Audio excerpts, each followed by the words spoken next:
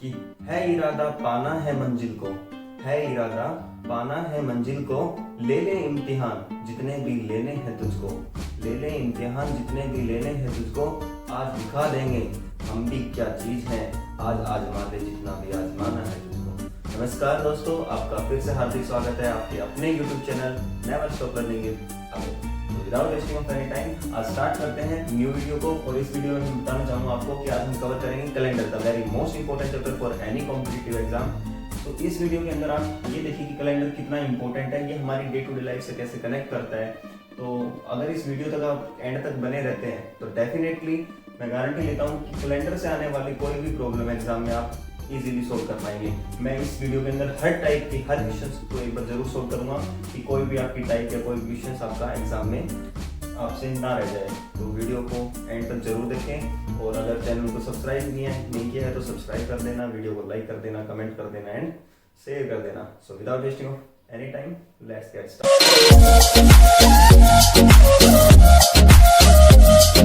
Video को। तो सबसे पहले हम कैलेंडर को समझते हैं। एक्चुअली कैलेंडर में आपको पता है दो टाइप के ईयर आते हैं, one is the ordinary year and one is the leap year. तो सबसे पहले हम जानते हैं ऑर्डिनरी ईयर क्या होता है और लीप ईयर क्या होता है। तो स्टार्ट करते हैं सबसे पहले ऑर्डिनरी ईयर से। ऑर्डिनरी ईयर, अब देखिए ऑर्डिनरी ईयर जो हमारे पास होता है, ऑर्डिनरी ईयर के अंदर हमें पता है कितने डेज होते हैं, there are 365 days, there are 365 days. अगर बात करें हम लीप ईयर की, लीप ईयर इसके अंदर होते हैं 366 डेज। एक वन डे एक्स्ट्रा जो इसमें ऐड होता है दैट इज 29th फेब, जो हर 4 साल बाद ऐड होता है।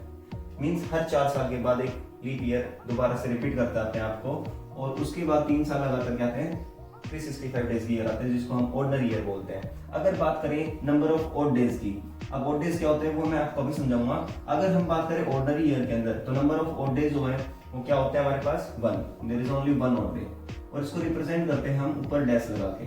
और लीप ईयर के अंदर ये ऑड डेज होते हैं 2।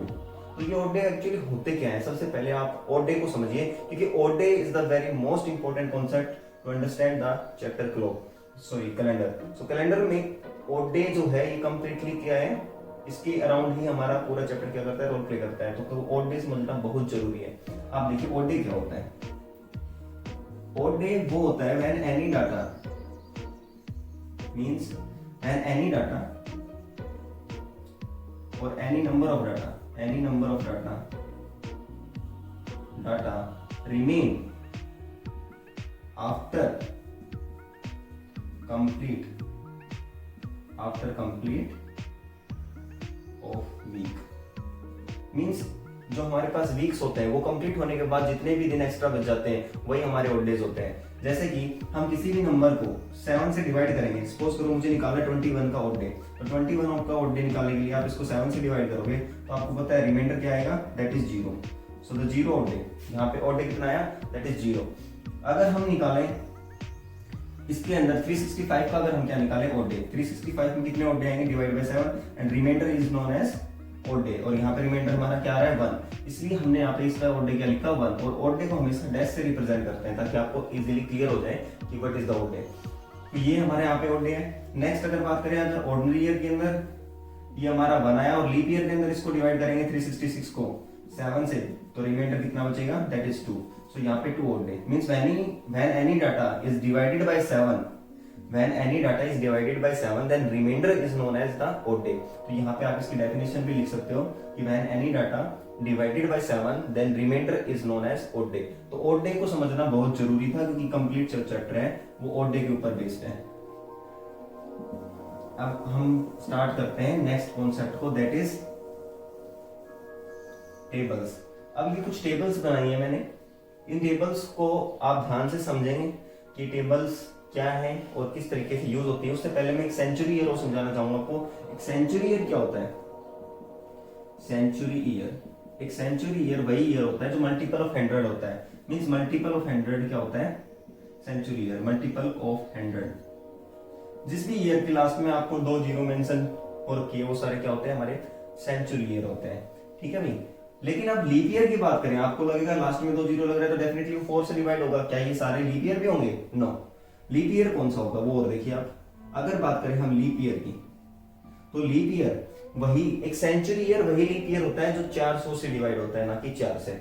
मींस अगर हम सेंचुरी लीप ईयर की बात करें, किसकी, सेंचुरी लीप ईयर की, तो वो कौन से होते हैं जो 400 से डिवाइड होते हैं completely when they are divided, means completely divided, यहां हम लिखेंगे completely divided by 400, that are known as the century leap year. एक सेंचुरी लीप ईयर वही लीप ईयर होगा जो कंप्लीटली 400 से डिवाइड हो। जैसे कि 100 है, 100th ईयर जो होगा क्या वो लीप ईयर होगा?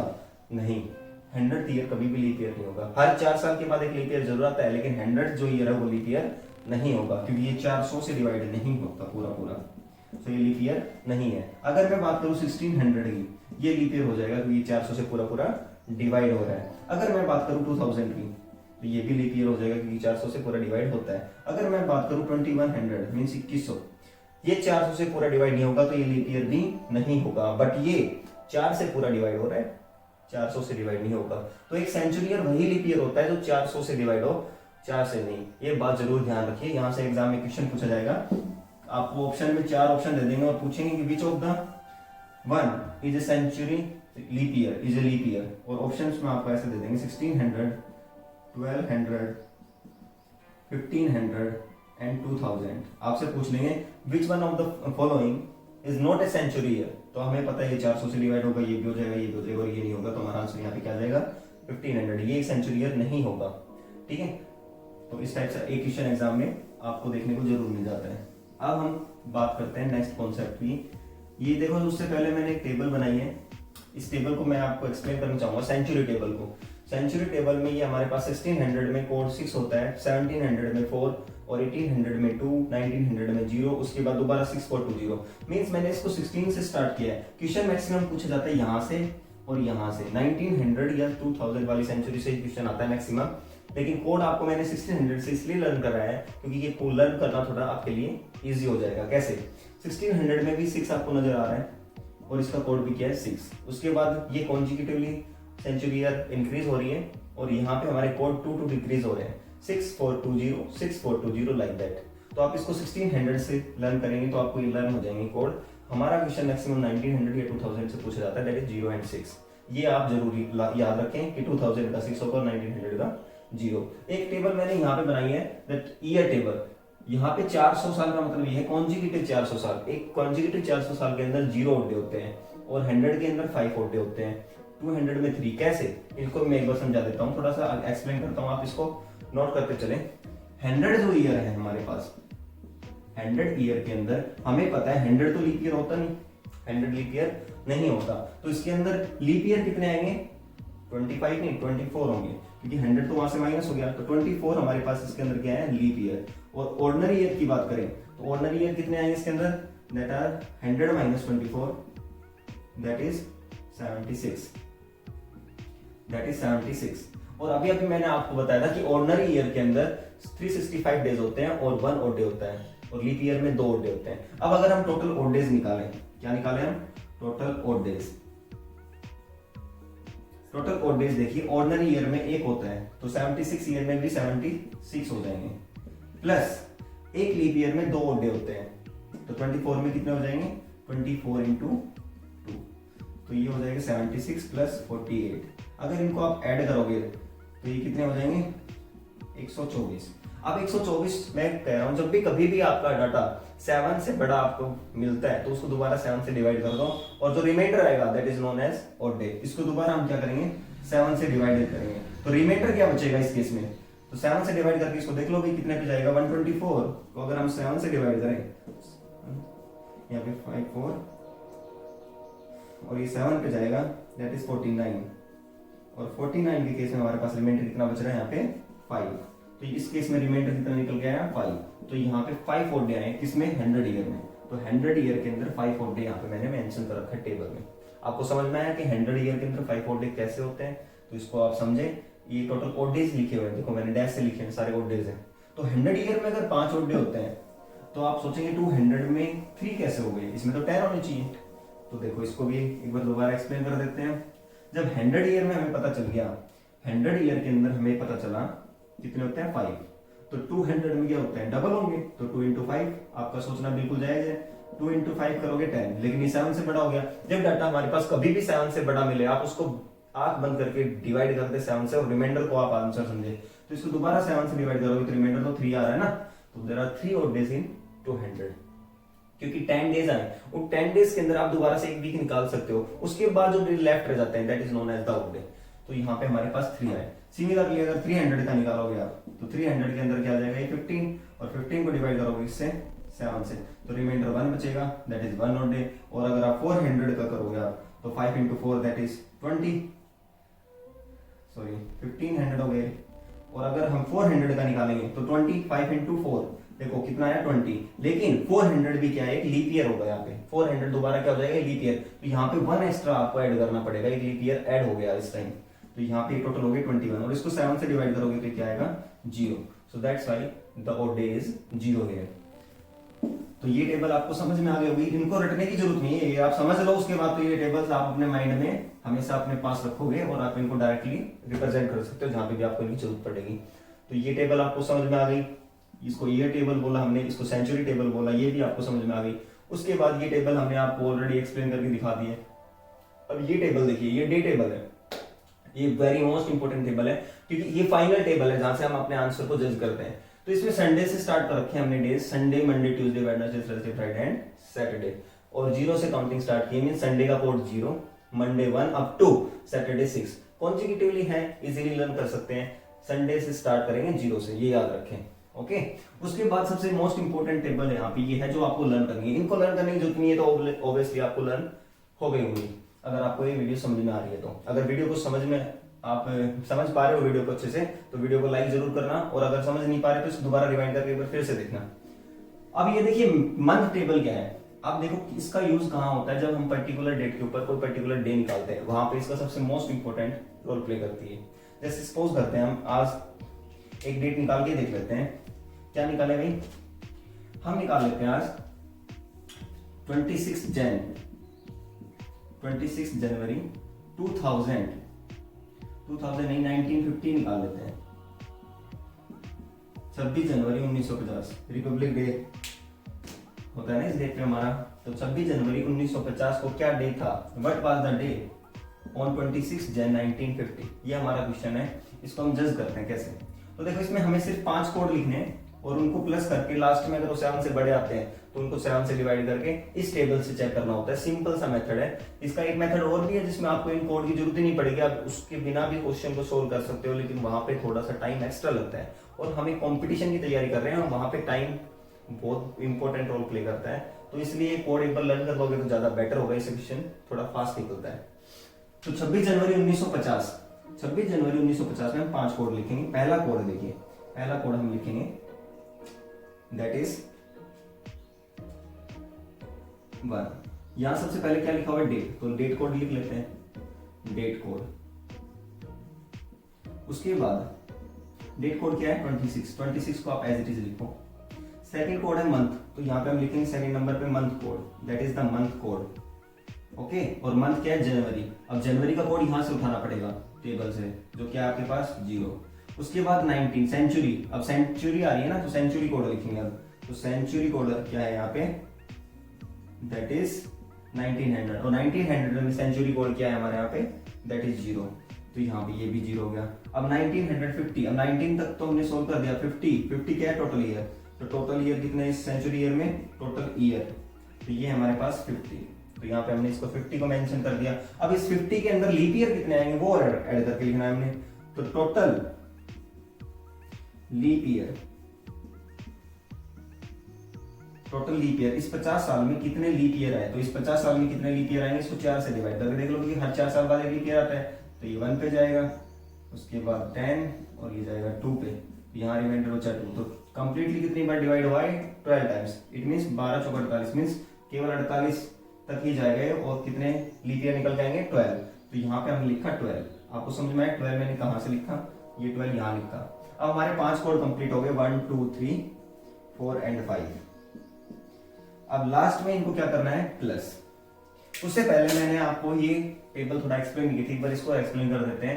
देखो ये हमारे मंथ है, रिप्रेजेंट रखे हैं मैंने सबसे ऊपर जनवरी, फरवरी, मार्च, अप्रैल, अप टू दिसंबर। उसके नीचे ऑर्डिनरी ईयर के कोड लिखे हुए हैं। ऑर्डिनरी ईयर के कोड मैंने स्टार्ट किए 0 से। जनवरी का कोड यहाँ पे 0 है, फेब का 3, मार्च का 3, अप्रैल का 6, मई 1, जून 4, जुलाई 6, अगस्त 2, सितंबर 5, अक्टूबर 0, नवंबर 3 एंड दिसंबर 5।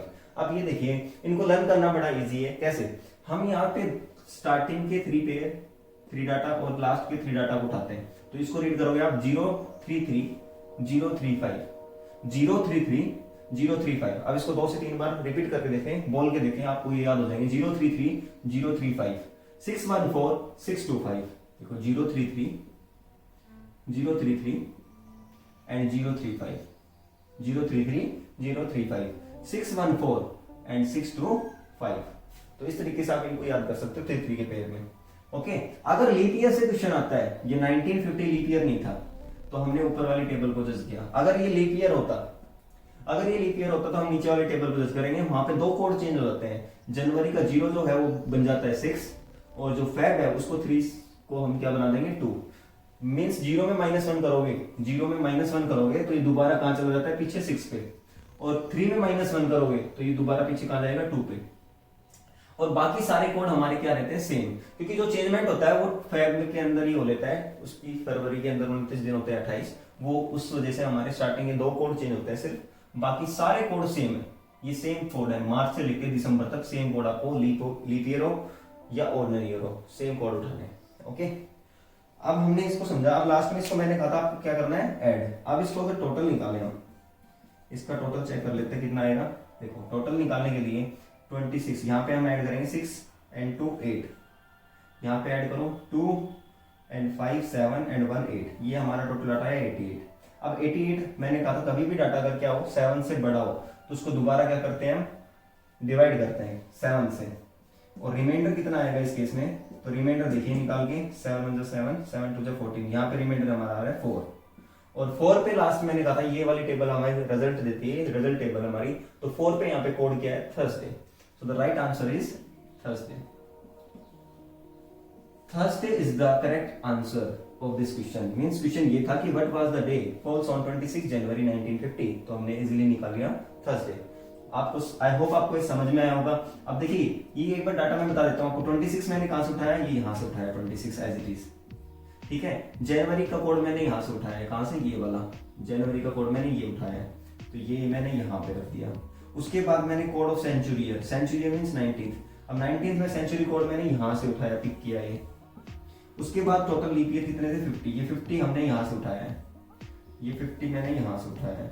उसके बाद अगर बात करें टोटल लीप ईयर की, तो ये टोटल लीप ईयर मैंने यहाँ पे उठा के ये रखा हुआ है, यहाँ पे ये रहा। ठीक है, 12 को उठा के मैंने यहाँ रखा है। तो आप इसको एक बार अच्छे से एक्सप्लेन करके मैंने दिखा दिया, आप इसको नोट जरूर करें और उसके बाद 2-3 क्वेश्चन की प्रैक्टिस करें, तब ये आपको अच्छे से क्लियर होगा। आई होप आपको ये समझ में आया होगा। अब चलते हैं नेक्स्ट पे। अगर ये आपको समझ में आया है तो आप सभी अपनी डेट ऑफ बर्थ निकालें, और डेट ऑफ बर्थ निकाल के और अपने आंसर को जज करें। अपने पेरेंट्स की डेट ऑफ बर्थ निकाल के उनको बताएं घर पे कि उनकी डेट ऑफ बर्थ मींस जो भी पर्टिकुलर डेट ऑफ बर्थ है उनके क्या डे था, वो किस दिन पैदा हुए थे। ओके, इतना तो कर ही सकते हो आप। अगर इतना कर सकते हो तो वीडियो को जरूर लाइक करना बेटा। और एक क्वेश्चन में दे रहा हूं आपको, that is 15 August 15 August 1947 independence जो डे था हमारा, what was the day falls on 15 अगस्त 1947। इसका आंसर आप कमेंट बॉक्स में जरूर राइट करें अगर आपको वीडियो समझ में आ गई है तो।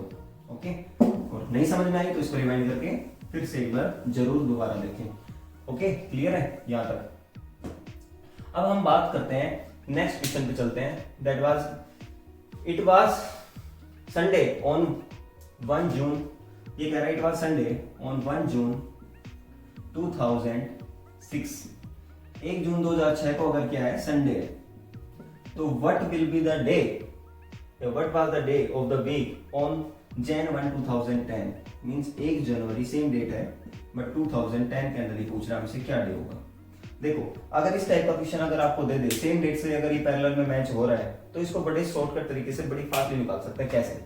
सबसे पहले आप देखिए जनवरी 1 जून, ये जून है, जनवरी है इसके अंदर, सॉरी ये भी जैन ही है नॉट जनवरी, ये जनवरी है नॉट जून। तो यहाँ पे हमारे पास कोड दे रखा है दैट इज संडे। अगर 1 जनवरी 2006 में संडे है इस डे पे, तो सेम डे पे 2010 में क्या होगा, ये हमारा क्वेश्चन है। तो आप देखिए मैंने कहा था कि हर 365 दिन के बाद एक और डे, मतलब एक एक्स्ट्रा डे निकल के आता है। अगर हम उसको 7 से डिवाइड करें, 7 से डिवाइड का मतलब ये है कि हम जितने उसके अंदर वीक निकालते हैं, 52 जो वीक्स होते हैं हमारे पास, उनको अगर हम निकाल दें तो हमारे पास 1 एक्स्ट्रा डे आता है। तो आप ये देखिए 2007 इसके बाद आएगा, उसके बाद 2008 आएगा, फिर 2009 आएगा, और डेट हमारी सेम चल रही है। अब 2007 क्या इस रास्ते में आपको ये देखना है, जब आप नेक्स्ट ईयर में आगे बढ़ रहे हैं या पीछे बढ़ रहे हैं, आगे बढ़ रहे हो या पीछे चल रहे हो, तो ये देखना है सिर्फ कि रास्ते में 29 फेब आएगी या नहीं आएगी। ये नहीं देखना कि ये लीप ईयर होगा या नहीं, ऐसा देखोगे तो गड़बड़ हो जाएगी। आपको देखना क्या है कि रास्ते में 29 फेब आ रही है या नहीं। अगर 29 फेब आ रही है तो आपको 2 प्लस, और पीछे जा रहे हो तो 2 माइनस, और नहीं आ रही तो 1 प्लस, अदरवाइज 1 माइनस। तो यहाँ पे हमने देखा 2006 से 2007 में जनवरी से जनवरी तक कोई 29 फरवरी नहीं आती, तो यहाँ पे 1 प्लस होगा। अगर बात करें नेक्स्ट की, 2008 में जा रहे हो तो 2008 एक लीप ईयर जरूर है, लेकिन आप सिर्फ 1 जनवरी तक ही तो जा रहे हो, तो 29 फरवरी रास्ते में नहीं आ रही, तो यहाँ पे भी हम क्या करेंगे, सिर्फ 1 प्लस। नेक्स्ट 1 जनवरी 2008 से 1 जनवरी 2009 तक जब आप जाओगे तो डेफिनेटली रास्ते में क्या आएगी, 29 फेब, और यहाँ पे 29 फेब मतलब एक एक्स्ट्रा डे आने की वजह से एक एक्स्ट्रा और डे यहाँ पे इंक्रीज हो जाता है। सो यहाँ पे हमने क्या किया, +2। ओके, नेक्स्ट पे चलते हैं हम, 2010 पे जाओगे सेम, तो यहाँ पे भी लीप ईयर नहीं आएगा, तो ये भी +1। टोटल कितने डे +1 किया आपने, 1 2 3 4 5, टोटल आपने कितने ऐड कर दिए यहाँ पे, 5।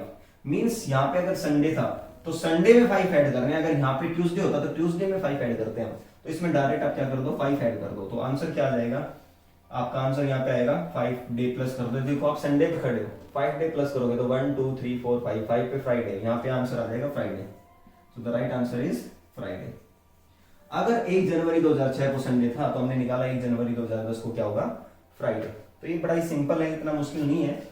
अगर पीछे जाना होता तो ये हम 5 माइनस कर देते हैं इसमें से, ठीक है। और 5 माइनस कहां से करते हैं, संडे पे खड़े हो पीछे, 1 2 3 4 5, तो राइट आंसर ट्यूसडे हो जाता है, ठीक है नहीं। लेकिन उसमें ये चेक करते हैं कि हम 29 फरवरी कहाँ आ रही है रास्ते में, उसको हो सकता है 4 ऐड करना पड़े, और 5 की जगह हो सकता है 6 भी करना पड़ जाता है, तो ये हम जरूर मेंशन करेंगे इसके अंदर कि 29 फरवरी कहाँ आती है। अब नेक्स्ट क्वेश्चन पे चलते हैं।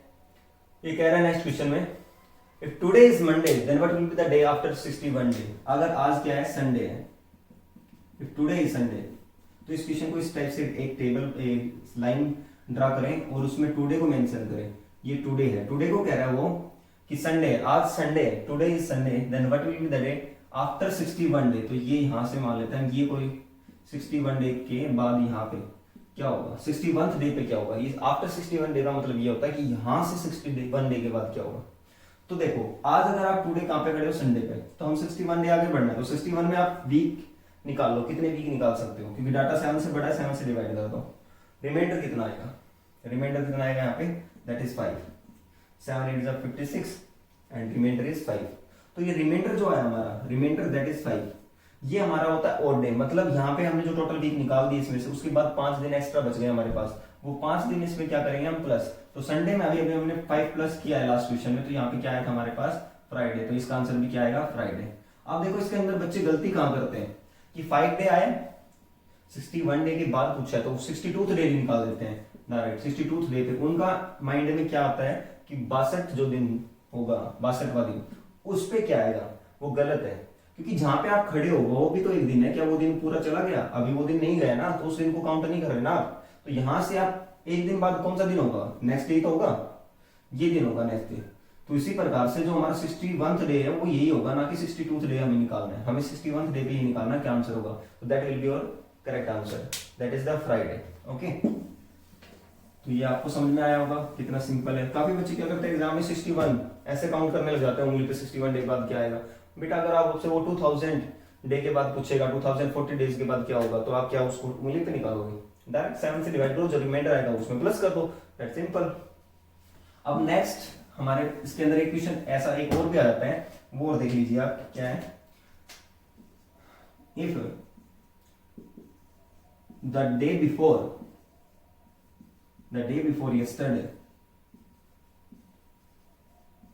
was Monday, the day before yesterday was Monday, then what will be day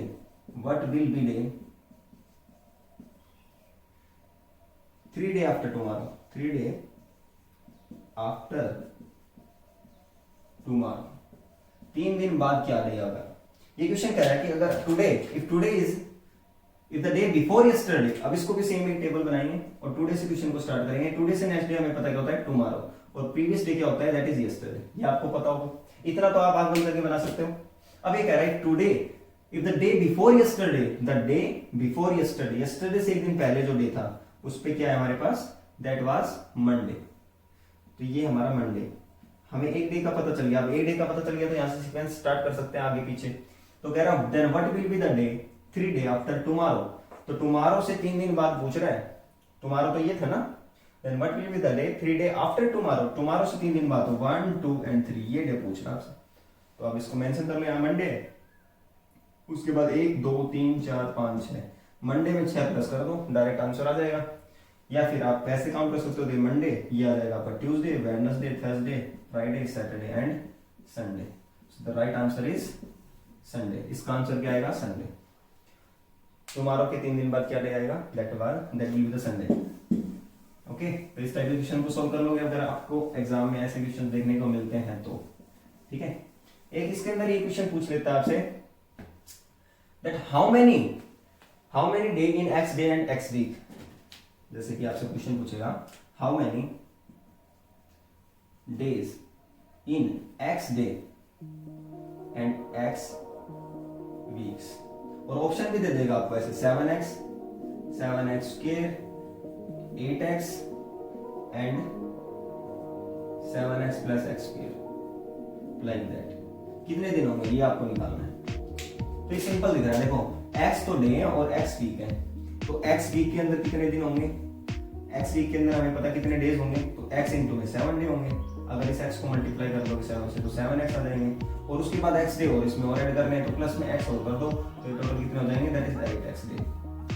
simple सी बात है, x day and x week, एक वीक में 7 होते हैं तो 7x हो जाएंगे यहाँ पे और plus x, 7x plus x that is 8x। Simple सा क्वेश्चन था ये हमारे पास, लेकिन कई बार एग्जाम में ये भी बच्चों से सॉल्व नहीं हो पाता, इतने सिंपल क्वेश्चन भी छोड़ के आ जाते हैं। अब हम बात करते हैं नेक्स्ट। देखो नेक्स्ट है, the last day of a century year can not be. ये क्वेश्चन इंपॉर्टेंट है, बहुत ही इंपॉर्टेंट है, और ये क्वेश्चन काफी बार एग्जाम में आता है और ये डेफिनेटली कहीं ना कहीं परेशान करता है बच्चों को। देखिए कैसे, ये कह रहा है what will be the last day of a century, what will be the last day of a century year. The last day of a century year can not be के फॉर्म में पूछ सकता है ये आपसे। The last day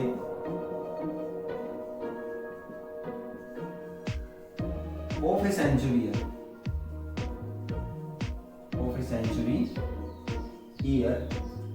cannot be, the last day of a century year cannot be। ये कह रहे the last day of a century year cannot be, कि सेंचुरी ईयर का लास्ट डे क्या नहीं होगा। देखो हमने सेंचुरी ईयर के अंदर ये टेबल बनाई थी ईयर की, इसमें हमने सेंचुरी के पेयर लिखे थे 100 से लेके 400 तक, और ये 400 तक इसलिए लिखे मैंने क्योंकि आपके पास कोई भी नंबर ऑफ ईयर आए तो उनको आप इस रेशियो में डिवाइड कर सकते हो। जैसे अगर आपसे 700 पूछे तो 700 के हम 2 फैक्टर बना सकते हैं, एक 400 का और एक 300 का। अगर आपसे 800 पूछे तो आप 2 फैक्टर बना सकते हो, 400 और 400 का, या 400 से डायरेक्ट इसको डिवाइड करके 800 को भी लिख सकते हो आप। तो इस टाइप से फैक्टर बना सकते हैं। तो हम देखिए सेंचुरी ईयर के लास्ट जो डे आ रहे हैं हमारे पास, वो 400 का क्या आया था, देखो 400, 300, 200 और 100। इनके कोड थे 0, 1, 3 और 5। तो 0 पे हमारे पास क्या डे निकल गया था, दैट वाज संडे। 1 पे क्या निकल गया, दैट वाज मंडे, और यहाँ पे क्या निकल गया था, 3 पे वेडनेसडे, और 5 पे था फ्राइडे। ये एक सेंचुरी ईयर के लास्ट डे है सारे। एक सेंचुरी ईयर के लास्ट डे जो है वो क्या क्या हो सकते हैं, तो वो ये हो सकते हैं Sunday, Monday, Wednesday and Friday. इनके अलावा जो 3 दिन और बच गए वो एक सेंचुरी ईयर के लास्ट डे कभी भी नहीं हो सकते, कभी भी नहीं हो सकते, क्योंकि जितनी भी इसके बाद सेंचुरी ईयर बनेगी वो इन्हीं के फैक्टर से बनती है, तो यही डे रिपीट होते हैं। तो last day of a century year can not be, तो अगर आपसे पूछे एग्जाम में कांट बी, तो कांट भी देखो, कांट बी पे फोकस करना है। कांट बी कौन कौन से डे होंगे, वो होंगे आपके ट्यूसडे, यहाँ पे तो ट्यूसडे रह गया, और एक आपका हो गया थर्सडे, और एक आपका बच गया सैटरडे। ये 3 दिन है जो आपके last last day of a century कभी नहीं होंगे। ये टेबल बना सकते हो आप, कांट भी पूछेगा। अब ऑप्शन में देखो इसके the last day of a century can not be या कांट बी, तो यहाँ पे 3 ऑप्शन तो आपको यहाँ से मिलेंगे और एक ऑप्शन आपको इनमें से रखा मिलेगा, वही आपका आंसर हो जाएगा। तो इसका आंसर क्या आएगा? TTS। इसको याद कर सकते हो किस फॉर्म में? TTS, Tuesday Thursday and Saturday. T से ट्यूसडे एंड थर्सडे दोनों आ गए और ये संडे मेंशन नहीं करना, सैटरडे समझे इसको। तो यहाँ पे इसको सैटरडे कोड उठाना है आपको, तो यहाँ से क्वेश्चन जरूर आता है। तो इसका लास्ट डे ऑफ सेंचुरी क्या आएगा? That was Sunday. तो इसमें ऑप्शंस किस तरीके से मिलेंगे आपको? देखो इस क्वेश्चंस के जो ऑप्शंस दे रखे हैं एग्जाम में, वो दे रखे हैं आपको मंडे, वेडनेसडे,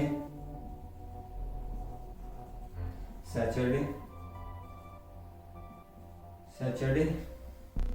एंड संडे। आप बताइए क्या आंसर आएगा इसका? The last day of a century can not be, तो हमें पता है मंडे तो लास्ट ईयर हो सकता है, वेडनेसडे भी हो सकता है और संडे भी हो सकता है, बट सैटरडे नहीं हो सकता last day of a century. तो इसका राइट आंसर क्या जाएगा? सैटरडे। आप नॉट पूछा है, देखो कैन नॉट भी लगा हुआ है, तो नॉट की वजह से इसका आंसर क्या जाएगा? सैटरडे। तो इस टाइप का क्वेश्चन एग्जाम में जरूर आएगा, इसको भी आप जरूर समझें। अब हम बात करते हैं नेक्स्ट टाइप की, दैट इज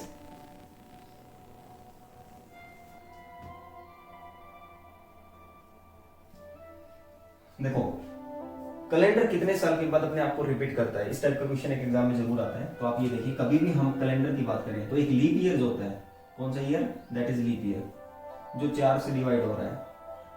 कोई भी लीप ईयर अपने आप को कितने साल के बाद रिपीट करता है? That is after 28 year. After 28 year ये क्या करता है अपने आप को? Repeat itself, repeat itself after 28 year. कोई भी लीप ईयर अपने आप को 28 साल के बाद रिपीट करेगा। अगर बात करें लीप ईयर से नेक्स्ट ईयर आता है, जिसको क्या बोलेंगे हम? Leap year plus 1। Leap year plus 1 year type का कोई भी ईयर है। देखो लीप ईयर जैसे कि हम ले लेते हैं 2000, ठीक है, और लीप ईयर प्लस 1 क्या हो जाएगा? 2001। तो लीप ईयर 2000 प्लस 1 मींस 2001 हो गया। ये अपने आप को कितने साल के बाद रिपीट कर देगा? ये करता है 6 साल के बाद रिपीट, आफ्टर 6 ईयर।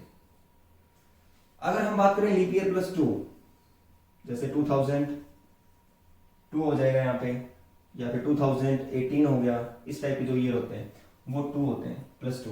ये भी कितने साल के बाद रिपीट करेगा? 11 साल के बाद, आफ्टर 11 ईयर्स। क्लियर है? और लीप ईयर प्लस 3 है, लीप ईयर प्लस 3 या लीप ईयर माइनस 1 भी बोल सकते हैं इसको। जैसे 2003 है, 2003 क्या है? 2004 माइनस 1, लीप ईयर माइनस 1 भी बोल सकते हैं, और 2000 प्लस 3, लीप ईयर प्लस 3 भी बोल सकते हैं। ये अपने आप को कितने साल के बाद रिपीट करेगा? ये भी 11 साल के बाद रिपीट करता है, आफ्टर 11 ईयर्स। तो आई होप आपको ये टेबल भी लर्न जरूर करनी पड़ेगी, यहाँ से क्वेश्चन जरूर पूछने में आपको नजर आएगा। अब आपसे क्वेश्चन पूछते हैं, देखो इसमें पूछा गया है the last day of a century year can not be. उसके बाद नेक्स्ट क्वेश्चन था हमारा year 2021 repeat itself after how many years. तो 2021 का जो कैलेंडर है वो कितने साल के बाद रिपीट कर देगा? एक्चुअली 2021 क्या है? लीप ईयर प्लस 1 ईयर है, तो हमें पता है 6 साल के बाद क्या कर देगा? रिपीट करेगा। तो 6 साल इसमें ऐड कर दो, दैट इज 2027 में क्या कर देगा? अपने आप को रिपीट कर देगा। अगर आपसे 2000 का पूछते हैं यहाँ पे, तो 2000 कितने साल के बाद रिपीट करेगा? क्योंकि लीप ईयर है, तो आफ्टर 28 ईयर। तो ये कब फॉलो करेगा? 2028 में रिपीट कर देता है अपने आप को। अगर ये 2020 होता है तो ये क्या आंसर आता? 2048। तो आई होप आपको ये भी समझ में आ गया होगा। यहाँ से क्वेश्चन जरूर आपको देखने को मिलेगा, इसको भी आप नोट कर सकते हो। मैं आपको इस वीडियो के अंदर हर एक टाइप का क्वेश्चन करा रहा हूँ, ताकि आपका एग्जाम में किसी भी प्रकार का कोई भी टाइप का क्वेश्चन आपका ना रहे, कैलेंडर से स्पेशली। तो आप इनको नोट करते चले साथ साथ, ओके। उसके बाद हम बात करते हैं that how many 29th Feb, how many 29th Feb या 29th कर लेते हैं, how many 29th occurs in 2000 years। ये आपसे कह रहा है कि 2000 साल के अंदर कितनी 29 डेट आएगी? 29 डेट 2000 ईयर के अंदर टोटल कितने टाइम्स आएगी? तो इसको देखो कैसे सोल्व करेंगे। अब ये 2000 साल के अंदर देखो हर साल में अलग अलग आती है, तो स्टार्टिंग की 1 to 4 ईयर्स की निकाल लेते हैं पहले। तो स्टार्टिंग में फर्स्ट ईयर से 1 to 4 ईयर के अंदर अगर आप निकालो तो कितनी 29 आती है? एक साल में 12 महीने होते हैं, तो 12 महीने में 29 फरवरी फर्स्ट ईयर में तो आती नहीं, फर्स्ट ईयर में आती है, नहीं आती। तो मान लो फर्स्ट ईयर की अगर हम निकालें, मैं फर्स्ट ईयर से इसको स्टार्ट करता हूँ। फर्स्ट ईयर में कितनी आएगी? 11 टाइम्स आएगी या नहीं आएगी? क्योंकि 29 फरवरी नहीं आएगी, थर्ड मंथ में 29 डेट नहीं आएगी। उसके बाद सेकेंड ईयर की बात करें अगर हम, तो इसमें भी 11 आएगा। थर्ड ईयर की बात करें तो भी 11 आएगा। लेकिन अगर फोर्थ ईयर की अगर आप बात करो तो फोर्थ ईयर में कितना आएगा ये? That is complete 12। ठीक है भाई, तो हमने इसको टोटल 4 साल में देखा। टोटल 4 ईयर के अंदर कितने टाइम्स आ रही है? टोटल 4 ईयर, तो इनको प्लस कर दीजिए, दैट इज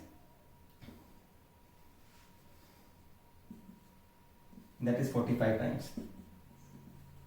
कितने टाइम आई भैया? 45 टाइम्स। हर 4 साल में 45 बार आ रही है। तो अगर हम 100 साल का निकालते हैं, अब हम निकालेंगे फर्स्ट 100 ईयर का, ये नोट कर लोगे आप 45। तो हमने निकाला फर्स्ट 4 ईयर में, फर्स्ट 4 ईयर के अंदर ये कितनी बार आ रही है? That is 45 times. क्लियर है? अब हम फर्स्ट 4 ईयर के अंदर ये 45 टाइम्स आ रही है। अब हम निकालेंगे कि फर्स्ट 100 ईयर में कितने टाइम आएगी। तो फर्स्ट 100 ईयर का अगर आप निकालो तो ये देखो 4 ईयर में 45 टाइम आ रहा है, कोई दिक्कत नहीं है। अब इस 4 ईयर में 100 मीन्स यहां पे आपने 20 किससे मल्टीप्लाई किया? 25 से। तो इसको भी 25 से मल्टीप्लाई कर दीजिए, करोगे ना 25 से। तो इसको 25 से मल्टीप्लाई करके लग दो आप, तो ये करोगे आप कितने से? 5 कैरी 12 और ये आ गया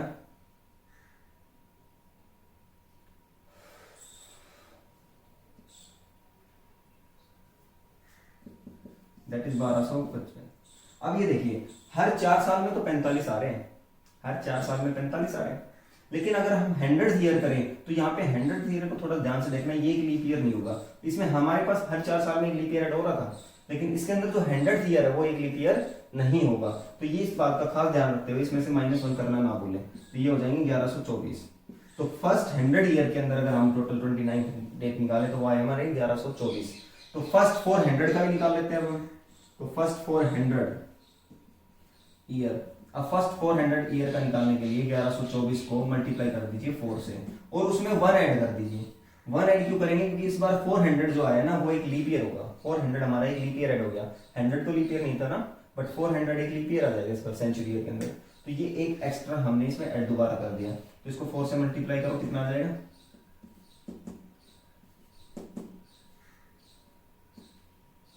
4496 प्लस 1 करोगे तो ये आ जाएगा 4497।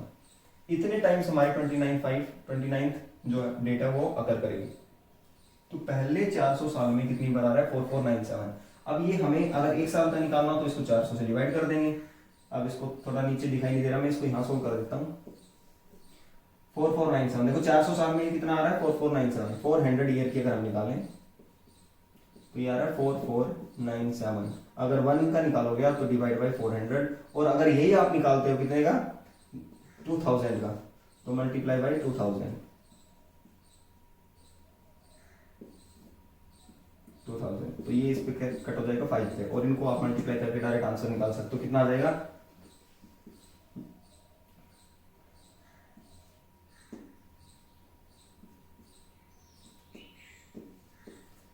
22485, that will be your answer.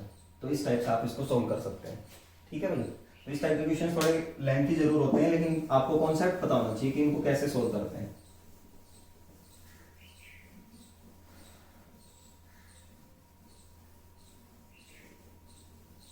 अब नेक्स्ट जो हमारा लास्ट टाइप का क्वेश्चन बच गया वो और देख लीजिए आप, उसके बाद हम क्वेश्चंस को आगे करेंगे। तो सबसे पहले लास्ट क्वेश्चन कह रहा है कि Aman was born on 26 March on an ordinary year. आप क्वेश्चन को रीड कर सकते हो, स्क्रीन के ऊपर क्वेश्चंस गिवन है। The Aman was born on 26 March on a ordinary year. ठीक है, तो अमन का बर्थडे है, Aman on 26 March, okay, in an ordinary year. Ordinary year की बात कर रहे हैं हम। उसके बाद his cousin sister was born 1 month 18 days after him. उसकी जो कजन सिस्टर है वो उससे, तो यहाँ पे हम बात करते हैं कजन सिस्टर की। कजन सिस्टर जो है उससे 1 month plus 18 days after born हो रही है, तो उसकी सिस्टर कितने दिन के बाद पैदा हुई है? जस्ट 1 महीने और 18 दिन के बाद। ओके, उसके बाद कह रहा है and the Republic day falls on that year on Saturday. तो रिपब्लिक डे की बात करते हैं, अगर 26 जनवरी को क्या डे है यहाँ पे, 26 जनवरी को डे गिवन है, that is the Sunday. Republic day falls on Sunday नहीं सैटरडे गिवन है क्वेश्चन में, सैटरडे फॉल्स ऑन सैटरडे।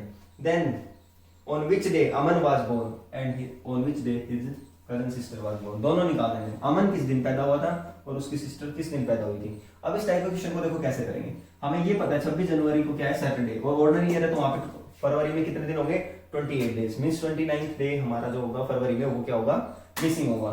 तो हम 26 मार्च का डे निकालना है और 1 मंथ एंड 18 डेज आफ्टर क्या डेट होगी पहले वो निकालेंगे। तो यहां से इसको हम डायरेक्ट ऐड कर देते हैं, क्या निकाल, उसके कजन का जो डेट ऑफ बर्थ आएगा, date of birth of his sister, उसकी सिस्टर का जो डेट ऑफ बर्थ आएगा वो क्या आएगा, देखो 26 मार्च है, 1 महीना ऐड करोगे तो कितने दिन पे चले जाओगे आप, मार्च के बाद जाएगा अप्रैल, तो आप 26 अप्रैल पे पहुंच गए। 26 अप्रैल, 26 अप्रैल के अंदर आप कितने दिन अप्रैल के पेंडिंग है यहाँ पे, देखो अप्रैल मार्च में 31 दिन होते हैं, अप्रैल में 30 दिन होते हैं, तो 4 दिन तो अप्रैल के यहाँ पे ऐड हो जाएंगे और 18 में से आपने 4 यूज कर लिए, आगे आपको कितने और बच गए, 14 दिन।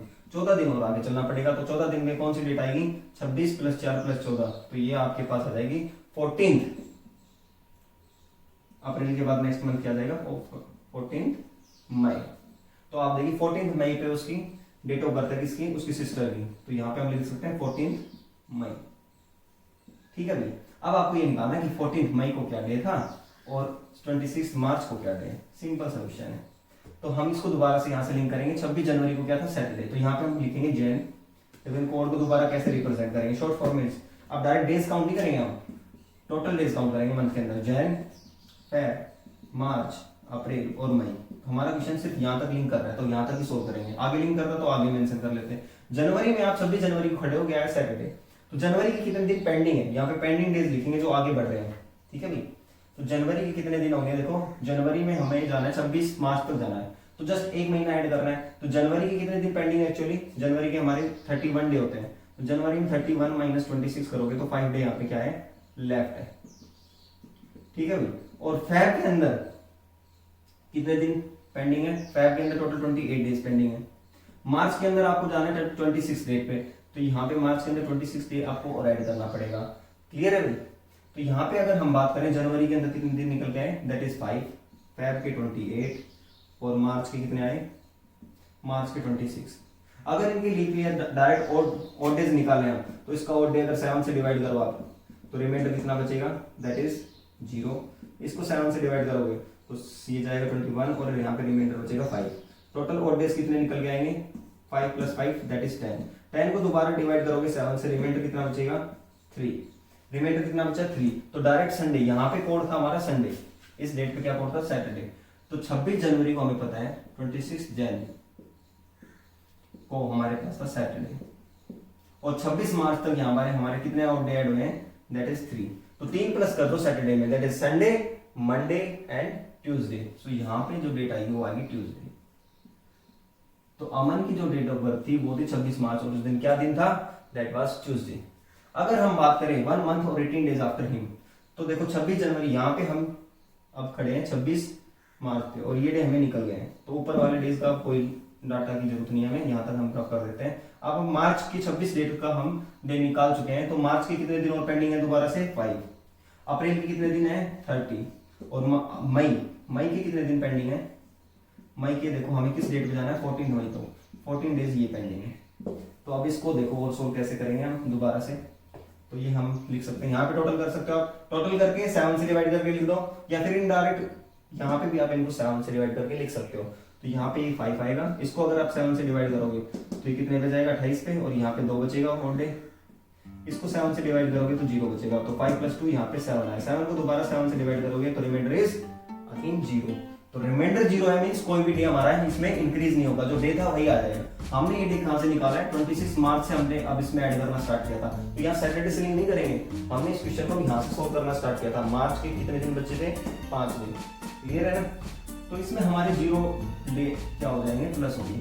0 प्लस करोगे तो सेम डे आएगा, या 7 दिन के बाद भी सेम डे आता है। अगर आप 7 से भी मेंशन करते तो यहाँ पे भी आंसर क्या आया, ट्यूसडे। तो ये दोनों बहन भाई जो थे, इस Aman and his cousin sister was born on Tuesday, both are born on Tuesday. तो यहाँ पे हमारा राइट आंसर क्या है, ट्यूसडे।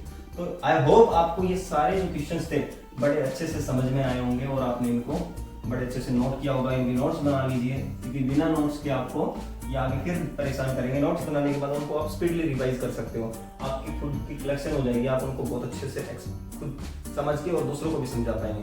तो आई होप आपको वीडियो अच्छी लगी होगी। अगर वीडियो अच्छी लगी है तो भाई वीडियो को लाइक कर देना, शेयर कर देना और सब्सक्राइब कर देना, और अपना प्यार ऐसे ही जताते रहना। Thanks for keep watching.